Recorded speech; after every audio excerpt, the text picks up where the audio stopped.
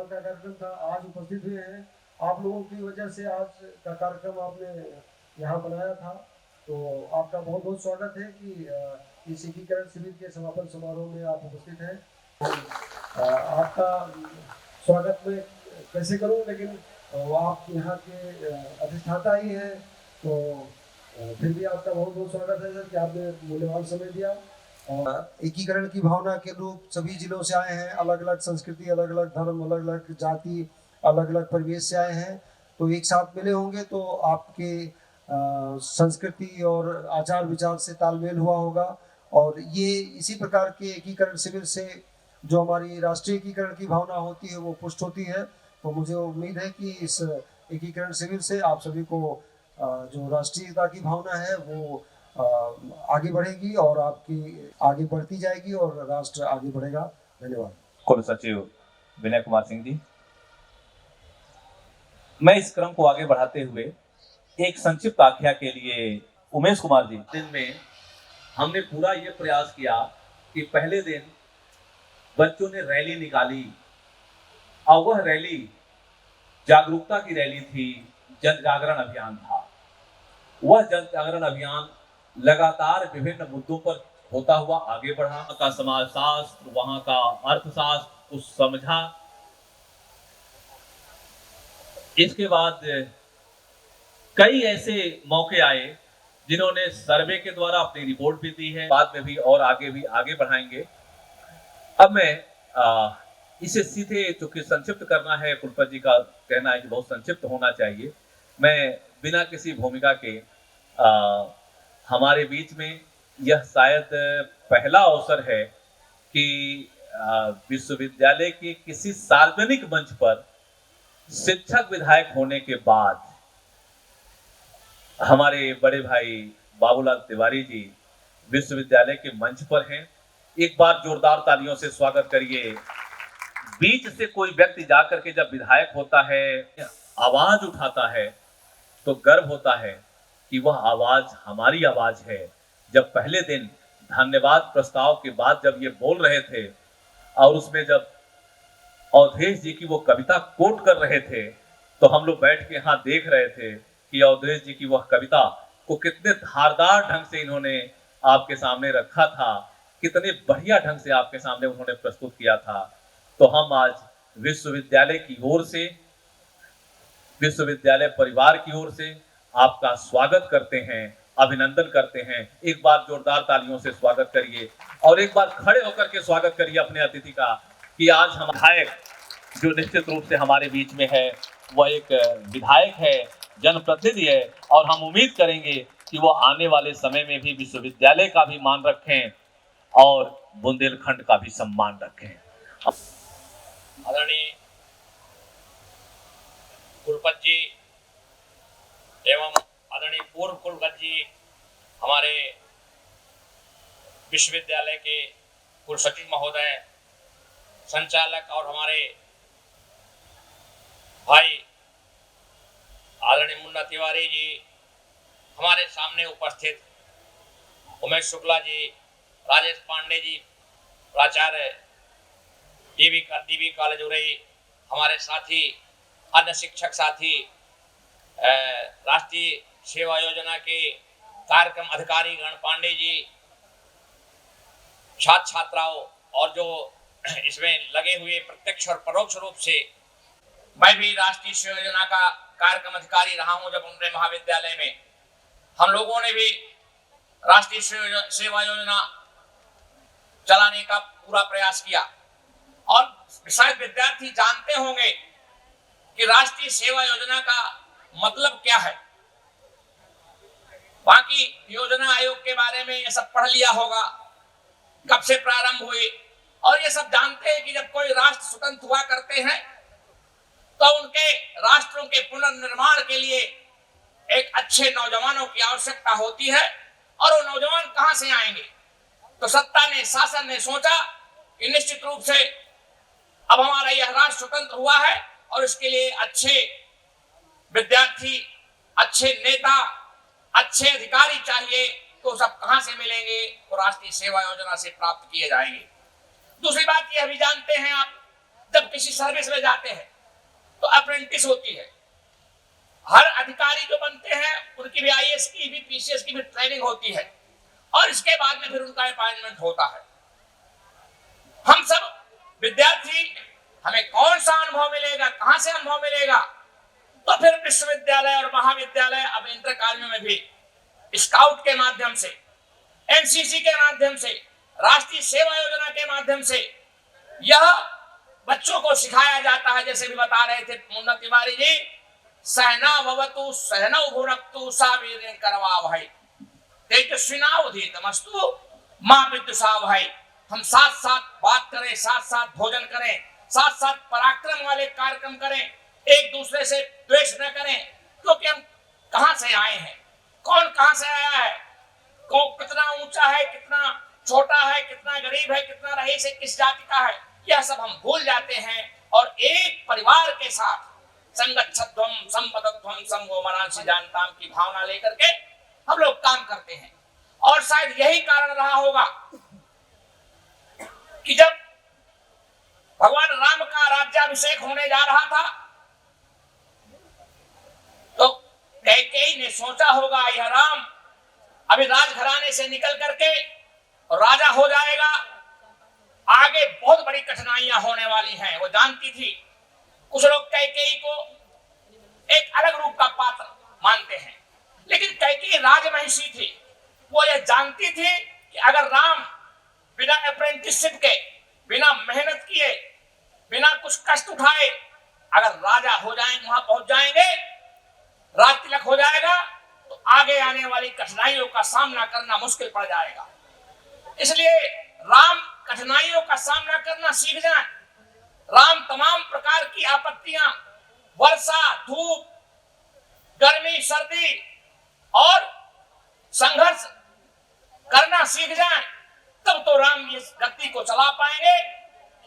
इसके बाद वो जानती थी कि यदि मैंने राम को जंगल भेजने का काम किया, वनवास भेजने का काम किया, इनको तपस्या कराने का काम किया, तो निश्चित रूप से दशरथ जी की मृत्यु हो जाएगी, मैं विधवा हो जाऊंगी। लेकिन अगर मैं यह नहीं करूंगी, अपने विधवा होने से अगर मैं बचूंगी, तो निश्चित रूप से हजारों माताएं, हजारों बहनें, यह राक्षस जो है उनको विधवा बनाने का काम कर रहे हैं। तो वो उन्होंने अपना स्वयं का वैधव्य होना स्वीकार किया। मैं विधवा हो जाऊंगी, लेकिन इस राष्ट्र की तमाम माताएं और बहनें विधवा होने से बच जाएंगी। अगर राम जंगल चला गया, राम ने अगर रीछ बानर और भालुओं का एकत्रीकरण किया, उनकी सेना बनाने का काम किया, लंका के राक्षसों का वध करने का काम किया, तो निश्चित रूप से अन्य माताएं और बहनें वो विधवा होने से बच जाएंगी और राष्ट्र सुरक्षित हो जाएगा। इसलिए उसने ये वरदान मांगने का काम किया कि जो है तापस वेश विशेष उदासी 14 वर्ष राम वनवासी। अगर राम 14 वर्ष के लिए जंगल जाएंगे तो निश्चित रूप से उन 14 वर्षों में तमाम राक्षसों का विनाश संभव हो जाएगा। और इसीलिए आप सबको यह 1 दिवसीय कार्यक्रम होता है, 7 दिवसीय कार्यक्रम होते हैं, ताकि आप खुद जो है खाना खा करके अपनी थाली धोना जान जाए, आप जमीन में लेटना सीख जाएं, आप दिन भर काम करना सीख जाएं, क्योंकि मेहनत का कोई विकल्प नहीं होता है, सब जानते हैं। और मेहनत करना सिखाने का काम राष्ट्रीय सेवा योजना का होता है, एनसीसी का होता है, एनएसएस का होता है। और जब मेहनत करने के बाद वह संगठन करना भी जान जाते हैं, संगठन भी होता है, संगठन करना सीख गए और लंका में रावण पर विजय प्राप्त करने के बाद फिर वह शिद्दत के साथ एक साथ रहना सीखेंगे और सीख करके घर जाएंगे। आगे आने वाली जो आपकी सामाजिक समस्याएं हैं, आगे आने वाली जो राष्ट्रीय समस्या, छोटी छोटी बात पर लोग लड़ने लगते हैं, छोटी छोटी बात पर बहुत बड़ा विवाद हो जाता है, लेकिन जब आप राष्ट्रीय सेवा योजना से निकले हुए विद्यार्थी घर जाएंगे तो अपने घर में सामंजस्य बनाना सीखेंगे, समाज में सामंजस्य बनाना सीखेंगे और राष्ट्र में सामंजस्य बनाना सीखेंगे। यही मेरी अपेक्षा है, यही मेरा विश्वास है। धन्यवाद। निश्चित रूप से जब इस वर्ष को हम लोग मिलेट वर्ष, मोटे अनाज का वर्ष और साथ ही G20 देशों के जो हमारे देश में आने वाले हैं उनकी पूरी तैयारी में हम लगे हुए हैं, तो हमारे बच्चों ने 2 दिन उसकी जो जागरूकता रैली निकाली है, उस पर जो कार्यक्रम किए हैं, उस पर जो नाटक किया है, उस पर जो नुक्कड़ नाटक की तैयारी की है या उस कई जगह प्रदर्शित किया है, तो वो भी काफी देखने लायक और सराहनीय था। तो हम लोग रोज देख रहे थे कि हर लड़का कुछ नया करके आ रहा है, कितनी क्षमताएं हैं इनके भीतर। वो लड़का जो एकदम गुमसुम था, किनारे सा बैठा हुआ था, एक दिन हम लोगों ने जब उसे सामने लाने का प्रयास किया और जब ये देखा गया कि गजब का टैलेंट उस बच्चे के पास है, तो जो बच्चा एकदम किनारे पड़ा होता है उसके भीतर भी बहुत सारे टैलेंट होते हैं। आज यह एक अच्छा अवसर उनको मिला था, 1 सप्ताह तक लगातार उन्हें मंच पर आने का अवसर मिला, उन्हें अपनी बात रखने का अवसर मिला। रात को जब वहां बैठ करके हम लोग एक एक को उठा करके उनसे जब पूछते थे कि तुम्हारे भीतर क्या है, तुम क्या कर सकते हो, तुम क्या करोगे, कौन सा पात्र बनोगे, तो जो उनमें ऊर्जा, जो जज्बा दिखाई देता था वो अतुलनीय था। मित्रों, यह पुस्तक संस्कृति के लिए भी हम लोग लगातार लगे रहे।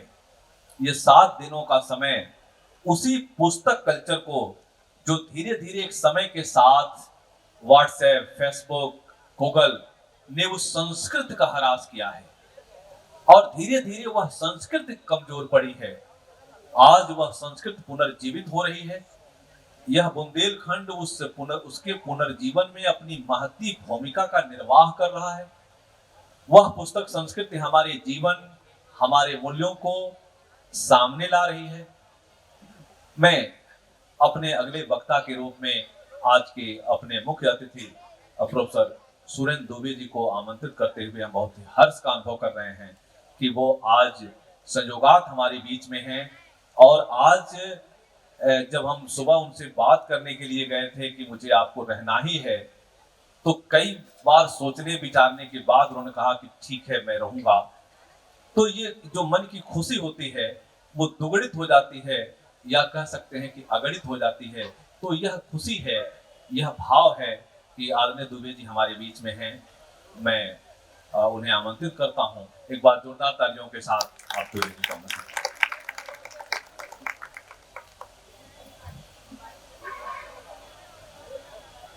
इस समापन समारोह के अध्यक्ष आदरणीय कुलपति जी,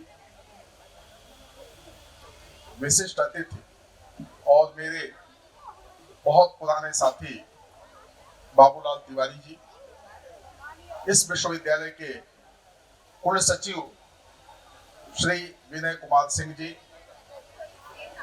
संपूर्ण आयोजन के, अब इसमें इतने आयोजन हैं कि अलग अलग नाम लेना मेरे लिए थोड़ा कठिन भी हो रहा है और याद भी नहीं आ रहा है। ऐसे अनेक आयोजनों के अनथक योद्धा मुन्ना तिवारी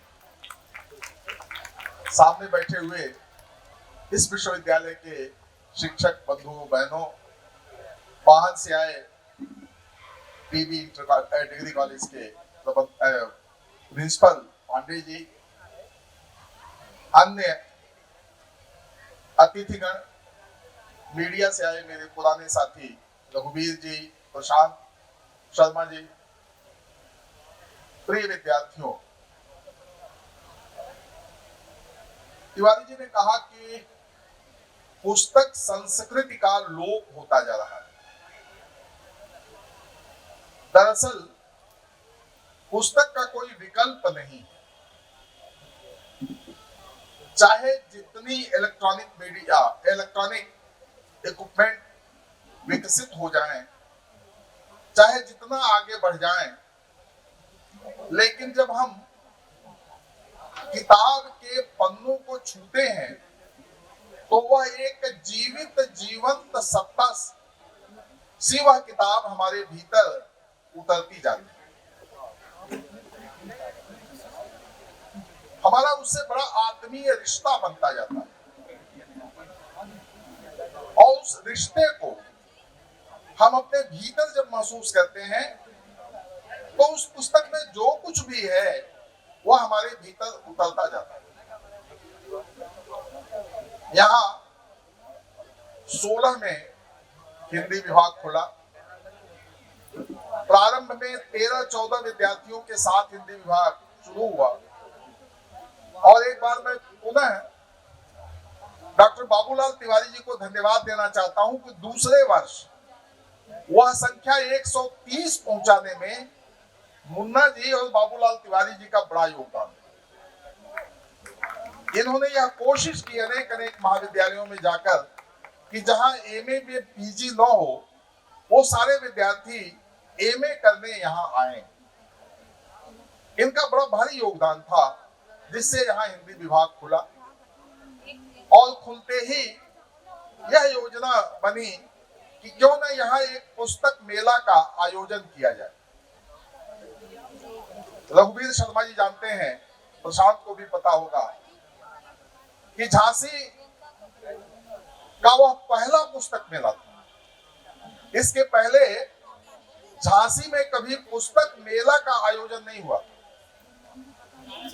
और उनका अखबार उस समय हमारा मीडिया सहयोगी था, दैनिक जागरण। जागरण के सहयोग से पहली बार यह पुस्तक मेला इसी कैंपस में शुरू हुई और धीरे धीरे वर्ष के बाद दूसरे वर्ष, तीसरे वर्ष ये पुस्तक मेला का कार्यक्रम आयोजन चलता रहा। बीच में कोरोना का एक ऐसा दुष्काल आया कि बहुत से इस तरह के सार्वजनिक आयोजन नहीं हो पाए। अब पुनः ये पहली बार एक ऐसा सुकाल आया है। इस सुकाल को मैं माननीय कुलपति जी और विनय कुमार सिंह के कुलसचिव के रूप में देखता हूं। विश्वविद्यालय के शिखर पर दो ऐसे व्यक्ति बैठे हैं जिनके मन में विश्वविद्यालय को ऊंचाइयों पर ले जाने का न केवल जज्बा है बल्कि उसको व्यवहार रूप में परिणत करने की कोशिश भी वो लगातार करते जा रहे हैं। इसलिए विश्वविद्यालय में एक ऐसा सुकाल आया है कि हिंदी विभाग की ओर से पुनः इस विश्वविद्यालय में वह पुस्तक मेला का क्रम जो अवरुद्ध हो गया था, उस अवरुद्ध क्रम को, अवरुद्ध धारा को फिर से शुरू करने का प्रयत्न किया गया। बंधुओं, धारा को, कोई भी धारा अगर अपने मूल से जुड़ी रहती है तो वह न केवल गतिशील रहती है, जीवंत रहती है, बल्कि दूसरों को भी जीवनी शक्ति देती है। गंगा भी जिस समय अपनी गंगोत्री से टूट जाएंगी, छूट जाएंगी, अलग हो जाएंगी, तो या तो वह सूख कर नाला हो जाएंगी या उसका अस्तित्व समाप्त हो जाएगा। इसलिए गंगा के प्रवाह की सबसे बड़ी ताकत है अपनी गंगोत्री से जुड़े रहना, सतत जुड़े रहना।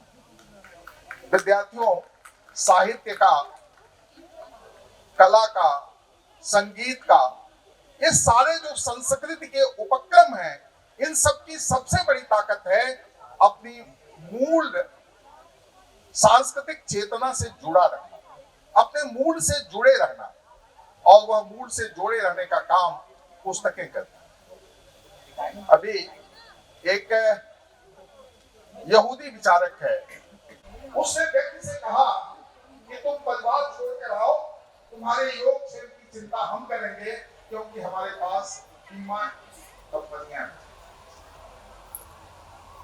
उस बाजार ने कहा कि चिंता मैं करूंगा क्योंकि हमारे पास चिकित्सा अनवरत। ऐसे विद्यार्थियों को जो पढ़ाई के नाम पर केवल पुस्तकों तक सीमित हो जाते हैं, उनको खेत खलिहान, गांव और सड़क से जोड़ने का काम इस योजना का है। बीए करने के बाद, बीएससी करने के बाद जब हम घरों में जाते हैं, गांव में जाते थे, तो हम गाय का गोबर नहीं उठाते, अपने खेतों में नहीं जाते, क्योंकि हम बीए पास हैं, बीएससी पास हैं। राष्ट्रीय सेवा योजना यह बताता है कि नहीं, यह मूल यही है, गंगा की गंगोत्री यही है, अपने खेत, अपने खलिहान, अपना परिवार, अपना समुदाय, और इससे जुड़कर ही हम आगे न केवल अपना, अपने समुदाय का, अपने समाज, राष्ट्र और संपूर्ण मनुष्यता का कल्याण कर पाएंगे। उसके लिए जरूरी है कि हम अपने मूल गंगोत्री से जुड़े रहें। ये सारी योजनाएं, चाहे एनएसएस हो, एनसीसी हो, एक चीज तिवारी जी ने छोड़ दिया। कैसे छोड़ दिया? जबकि ये उसके विशेषज्ञ रहे हैं, स्काउट एंड गाइड। ये स्काउट एंड गाइड हो, ये सारे उपक्रम ऐसे हैं जो विद्यार्थियों को समाज से जोड़ने का काम करते हैं, अपने समुदाय से जोड़ने का काम करते हैं। और उसका एकीकरण शिविर आज अपने तिवारी जी ने कहा समाप्ति पर है, समाप्ति पर नहीं है, यह विश्राम ले रहा है। पुस्तक मेला का भी यह विश्राम है, एनएसएस के एकीकरण शिविर का भी यह विश्राम है। और मुझे भरोसा है कि जब पुनः आप शक्ति अर्जित करके आगामी वर्ष में प्रवेश करेंगे तो आपको ऐसे दो शिखर पुरुष मिले हैं, आदरणीय पांडे जी और विनय कुमार सिंह जैसे, जो आपके पीछे सदैव खड़े रहेंगे और इस तरह के आयोजन करने के लिए आपको निरंतर बल देते रहेंगे। इतना ही नहीं, इन आयोजनों को जन जन तक ले जाने के लिए मीडिया से आए हुए हमारे दो मित्र यहाँ हैं और वो आगे भी हम सब लोगों का सहयोग इसी प्रकार करते रहेंगे। आगे जब भी कोई आवश्यकता होगी, आदरणीय तिवारी जी आपके साथ हैं। इन्होंने जैसे 16 में मदद की थी, जैसे आज 23 में मदद कर रहे हैं, वैसे 24 में भी करेंगे। मैं इनकी ओर से आपको आश्वस्त करता हूँ। धन्यवाद। जय भारत। बहुत बहुत आभार, धन्यवाद गुरुवर दुबे जी। आपने ये ठीक ही कहा है कि यह एक किसी भी शिविर का यह स्थगन है, यह अनवरत जारी रहेगा। जो ज्वाला आपके भीतर जली है वह अनवरत चलती रहे, वह जलती रहे। हम यहाँ आए हुए लोगों में ज्ञानंद जी दिखाई दे रहे हैं, विद्यार्थी परिषद के विभाग विचारक, हम उनका स्वागत अभिनंदन करते हैं। मैं क्योंकि राष्ट्रीय सेवा योजना बहुत कुछ उस पर बोलने का विषय नहीं होता है, वो दिखाने का विषय होता है। क्योंकि हमारे सारे बच्चे उस सेवा योजना में अपने किए गए कार्यों को यहाँ मंच पर दिखाना चाहते हैं, वो मैक्सिमम अपनी तैयारी में लगे हुए हैं। इसलिए ये हम यहाँ कम वहाँ ज़्यादा उनका फोकस होता है कि वो मंच पर इसको उतारें, उसको दिखाएं। मैं सीधे माननीय कुलपति जी की तरफ मंच को ले चलता हूँ, क्योंकि कहा यह जा रहा है कि लगातार हम लोग 7 दिनों से करीब 70 से 75 बड़े आचार्य, बड़े लेखक यहाँ आए हैं, और जो भी यहाँ आए हैं लगभग सबके पास एक प्रस्ताव था कि आप हमारे विश्वविद्यालय के साथ जुड़कर के यह आयोजन करिए। यहाँ तक कि त्रिभुवन विश्वविद्यालय के सभी लोगों ने यहाँ सबके सामने माननीय कुलपति से भी कहा कि हम खुद भी चाहते हैं कि एक ज्वाइंट एडवेंचर में एक कार्यक्रम हो, हम साथ मिलकर के काम करें। हैदराबाद से आए हुए आलोक पांडे जी ने भी यही कहा कि हम आपके साथ मिलकर काम करना चाहते हैं। मैंने देश के कोने कोने से आए हुए शीर्ष आचार्यों ने भी विश्वविद्यालय की सराहना की और उसके साथ काम करने में गर्व महसूस किया, जो सेंट्रल विश्वविद्यालय भी हैं। तो यह अवसर प्रदान किया है जिस व्यक्ति ने, माननीय कुलपति जी, वो हमारे बीच में है। एक बार जोरदार तालियों से आप माननीय कुलपति जी को हम आवाज देते हैं।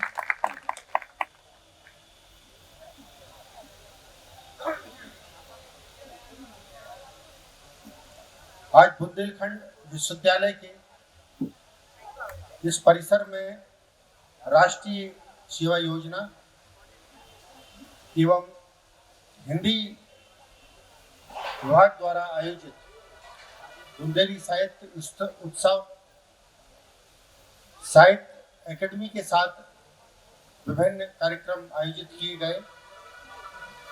आज 7 दिवसीय लगातार कार्यक्रम के बाद कुछ विराम के बाद पुनः ये श्रृंखला स्टार्ट होगी।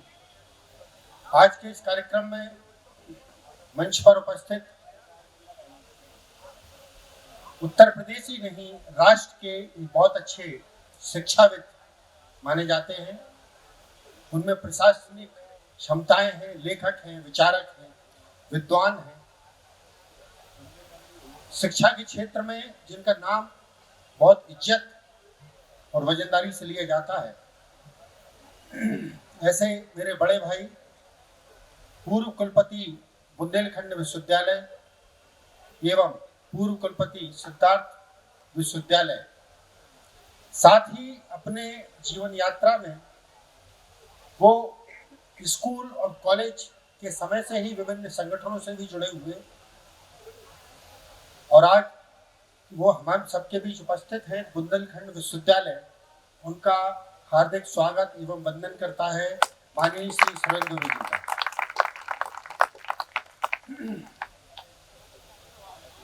जिनको कि आपने सुना भी, और पिछले कुछ महीनों पहले ही एक चुनाव हुआ।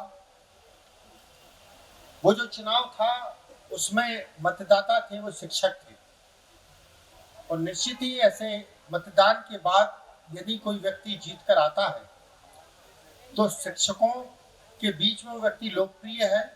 शिक्षकों का वो कल्याण भी करना चाहते हैं और उस क्षेत्र मतलब बुंदेलखंड क्षेत्र का कल्याण करना चाहते हैं, यहाँ की संस्थाओं का विकास करना चाहते हैं। यहाँ के विश्वविद्यालय को उत्तर प्रदेश सरकार से जो भी मदद प्राप्त हो सकती है उसके लिए वो संघर्ष करेंगे आगे भी। ऐसे ही बहुत डायनामिक एनर्जेटिक हमारे शिक्षक विधायक बुंदेलखंड क्षेत्र के माननीय श्री बाबूलाल तिवारी जी का भी स्वागत है कि आपने इस कार्यक्रम में उपस्थित होने के लिए समय दिया और आज उपस्थित हुए। मंच पर ही हमारे बुंदेलखंड विश्वविद्यालय के कुल सचिव श्री विनय कुमार सिंह जी, हमारे सामने बैठे हुए विभिन्न संस्थाओं से पधारे हुए प्राचार्य प्रोफेसर राजेश पांडे जी, विभिन्न संस्थाओं से पधारे हुए हमारे शिक्षक, इलेक्ट्रॉनिक एंड प्रिंट मीडिया के हमारे जो संवाददाता यहाँ पर उपस्थित हैं, और विभिन्न संगठनों से जो यहाँ पर पदाधिकारी आए हैं, ज्ञानंद जी हमारे सामने उपस्थित हैं, और साथ ही ये जो कार्यक्रम जिनके लिए किया गया बुंदेलखंड विश्वविद्यालय द्वारा विभिन्न जनपदों से आए हुए छात्र एवं छात्राएं, राष्ट्रीय सेवा योजना के समस्त कार्यक्रम अधिकारीगण एवं 7 दिनों का ये जो लगातार कार्यक्रमों की श्रृंखला थी, उसमें प्रतिदिन वो चेहरे बदलते थे, नए लोग आते थे, वो सिस्टम बदलता था। उसको जो बुंदेलखंड विश्वविद्यालय के हिंदी विभाग द्वारा प्रोफेसर मुन्ना तिवारी के नेतृत्व में सफलतापूर्वक आयोजन किया गया, इसके लिए मैं हिंदी विभाग के मुन्ना तिवारी जी, पुनीत बिसारिया, डॉक्टर अचला पांडे और जो भी हिंदी विभाग के अन्य शिक्षक हैं सभी को बधाई एवं शुभकामनाएं देता हूं। किसी भी कार्यक्रम को 1 या 2 दिन तक आयोजित कर पाना सरल रहता है, 3 दिन तक सरल रहता है, पर जहां छात्र एवं छात्राएं भी आए हुए हैं और उनको 7 दिन तक एकीकरण शिविर में रखना, उनको मेंटेन करना, कैसे हम उनको एंगेज कर सकते हैं, और पैरेलली उसके साथ पूरे भारत से एवं कुछ पड़ोसी मुल्कों से भी हमारे प्रोफेसर आए, लेखक आए, सबने बुंदेलखंड विश्वविद्यालय का भ्रमण भी किया और आसपास घूमा भी। यहाँ की जो धार्मिक ऐतिहासिक धरोहर है उसको भी देखा, अप्रिशिएट भी किया, और जैसा कि अभी तिवारी जी ने बताया वो एक पॉजिटिव इम्प्रेशन लेके गए हैं। और वो जो बाहर के लोग आए थे, जब मैंने भी उनसे इंटरेक्शन किया तो उन लोगों ने भी ये बोला कि इन फ्यूचर हम बुंदेलखंड विश्वविद्यालय के साथ कुछ ज्वाइंट प्रोग्राम, एकेडमिक प्रोग्राम्स भी करेंगे। साथ ही मैं धन्यवाद देना चाहूँगा माननीय प्रोफेसर सुरेंद्र दुबे साहब को कि उन्होंने भारत की एक बहुत साहित्य के क्षेत्र में एक अग्रणी संस्थान है साहित्य अकेडमी, उसके सहयोग से ये कार्यक्रम बुंदेलखंड विश्वविद्यालय को आयोजित करने हेतु अवसर प्रदान किया। हम आपका धन्यवाद देते हैं। साहित्य अकेडमी दिल्ली के जो भी पदाधिकारी हैं, कुछ प्रथम या द्वितीय दिवस में वो थे, हम सभी उनको धन्यवाद प्रेषित करते हैं कि बुंदेलखंड विश्वविद्यालय को यह अवसर प्रदान कर छात्र एवं छात्राओं को सीखने का और पढ़ने का एक अवसर प्रदान किया। जहां तक एक पुस्तक एक मेले की बात है, एकीकरण सिविल की बात है, तो दोनों के अपने अलग अलग फायदे हैं, अलग अलग डोमेन। बात करते हैं हम, शुरुआत करते हैं राष्ट्रीय सेवा योजना की। तो ये 50 वर्ष से अधिक पुरानी एक ऐसी योजना है जो पूरी एकेडमिक इंस्टीट्यूशंस और यूनिवर्सिटीज में सफलतापूर्वक संचालित होती है। हजारों लाखों इसके विद्यार्थी हैं, इसके स्वयंसेवक हैं जो जुड़ते हैं, सीखते हैं और निकल जाते हैं। अन्य हम संस्था योजनाओं की बात करें तो एनसीसी है। एनसीसी भी व्यक्ति के व्यक्तित्व को डेवलप करती है, उसकी पर्सनालिटी को डेवलप करती है, उसको समाज से जोड़ना सिखाती है, समाज से कैसे व्यवहार हमको करना है, समाज की क्या समस्याएं हैं, उनके समाधान क्या होंगे। तो समस्याओं को समाधान के रूप में किस प्रकार से, चाहे एनसीसी हो या एनएसएस हो, दोनों काम करते हैं। भारत सरकार द्वारा माननीय प्रधानमंत्री जी के नेतृत्व में जो नवीन राष्ट्रीय शिक्षा नीति 2020 लागू की गई है, उसके तहत उत्तर प्रदेश के मुख्यमंत्री के द्वारा भी उच्च शिक्षा के माध्यम से सभी संस्थाओं को, विश्वविद्यालयों को ये निर्देशित भी किया गया कि राष्ट्रीय शिक्षा नीति का इम्प्लीमेंटेशन किया जाए। बुंदेलखंड विश्वविद्यालय ने भी राष्ट्रीय शिक्षा नीति का इम्प्लीमेंटेशन किया है। राष्ट्रीय शिक्षा नीति में और जो पुरानी हमारी मैकाले की शिक्षा पद्धति थी, मूलभूत परिवर्तन की हम यदि बात करें तो जो नई राष्ट्रीय शिक्षा नीति है वो छात्रों के होलिस्टिक डेवलपमेंट, समग्र विकास पर बात करती है। यदि हम समग्र विकास की बात करते हैं तो व्यक्ति का विकास केवल क्लास में कक्षा अटेंड करने से या प्रैक्टिकल करने से नहीं होता है। यदि उसकी होलिस्टिक डेवलपमेंट होना है, समग्र विकास किया जाना है, तो उसको अपने राष्ट्र के प्रति, अपने समाज के प्रति, अपने आस पड़ोस के प्रति वहाँ की समस्याओं को और वहाँ के लोगों को, उनके जीवन यापन और संस्कृति को सीखने हेतु प्रेरित किया जाना है मुख्य विषय। राष्ट्रीय शिक्षा नीति में यह भी एक कहा गया है कि एक्सपीरियंशियल लर्निंग और कौशल विकास, skill development and skill enhancement को फोकस किया जाना है। तो जब ये एकीकरण शिविर में जितने छात्र एवं छात्राएं आए हैं तो 7 दिन में इन्होंने जो सीखा है, विभिन्न लेखकों से मिले हैं, विभिन्न कवियों से मिले हैं, विभिन्न शिक्षाविदों से मिले हैं, आपस में जब रहे हैं तो चित्रकूट जनपद के लोगों ने जालौन की संस्कृति को सीखा, जालौन ने ललितपुर को सीखा, ललितपुर ने हमीरपुर को सीखा, विभिन्न वहाँ के खान पान, भाषा शैली को सीखा।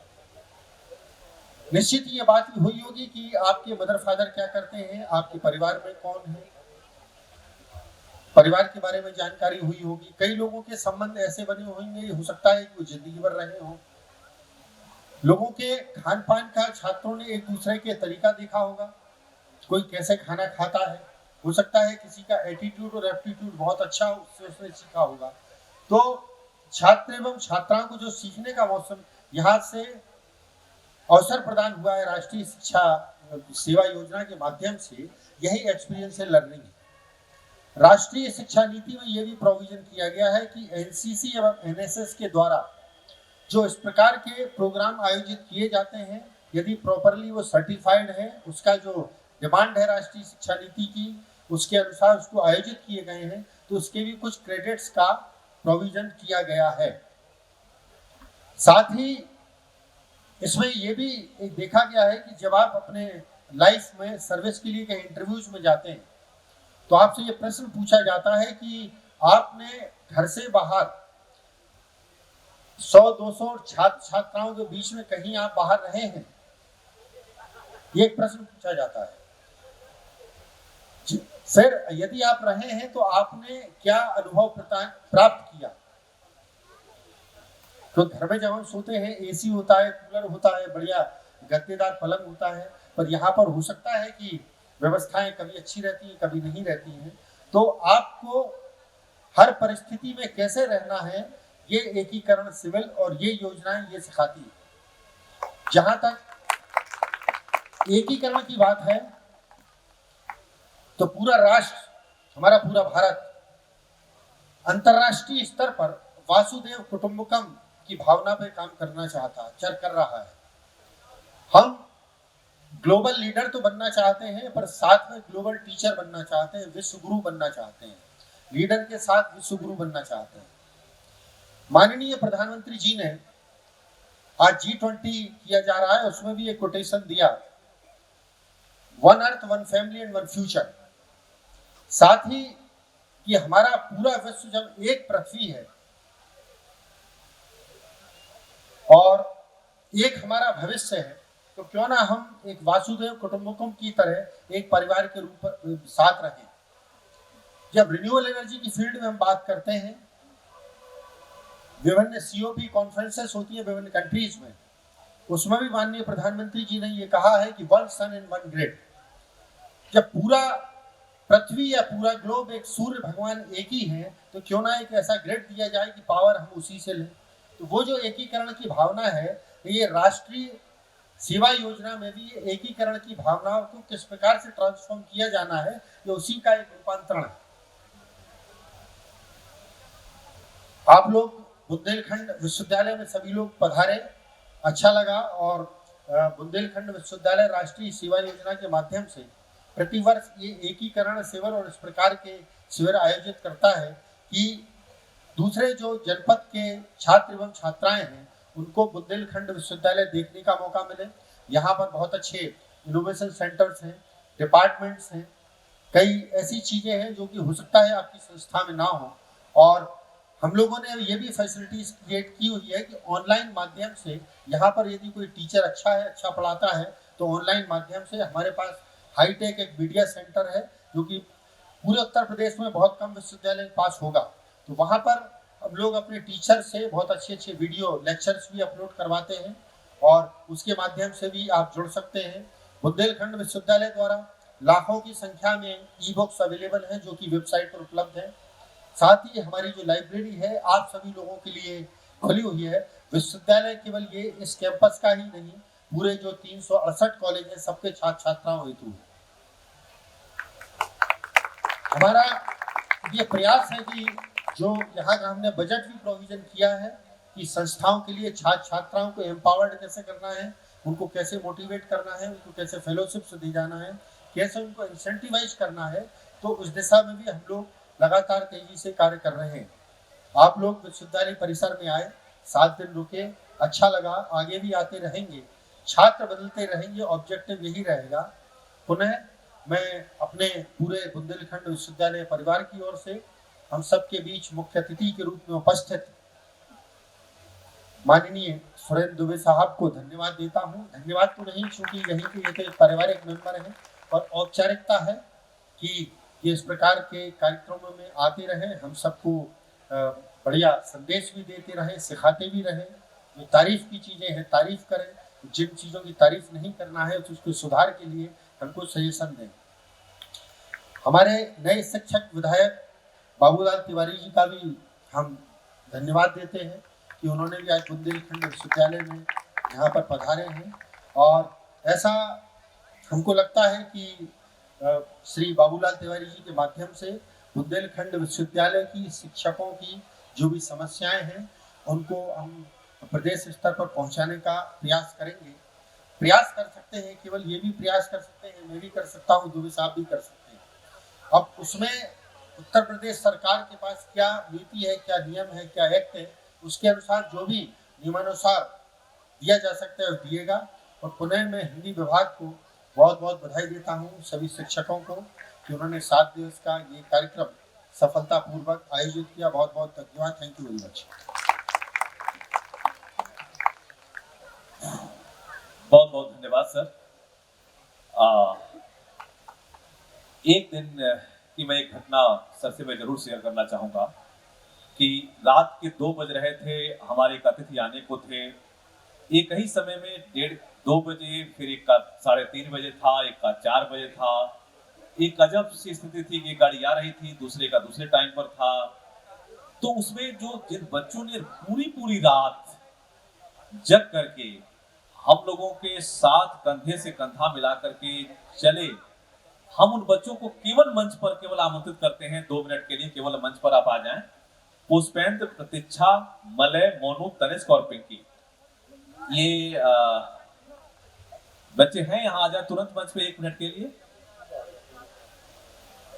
और अपना ड्रेस पहन करके ट्रेन पर, एयरपोर्ट पर खड़े रहते थे कि कौन आ रहा है, कौन जा रहा है। तो एक बार जोरदार तालियों से स्वागत करिए आप अपने ही बीच के ऐसे बच्चों को जो लगातार इसके लिए रहे, बधाई के पात्र हैं। हम इन्हें बधाई देना चाहते हैं।